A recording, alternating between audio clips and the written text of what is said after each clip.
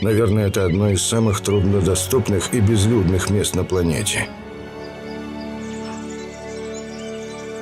Русские впервые высадились здесь в середине 17 века. Но что мы знаем о тех временах и человеке, чье имя теперь носит это знаковое место? Кажется, что только скалы все же запечатлели странную и великую историю о первых путешественниках, сумевших побывать здесь. Историю, которую еще никто не читал.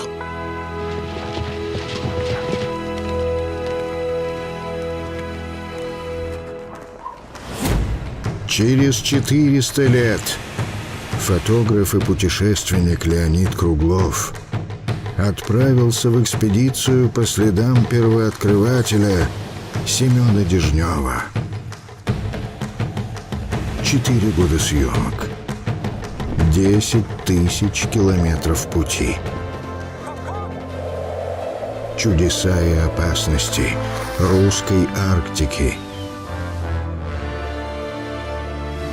Риск, свобода, выживание, открытие, откровение.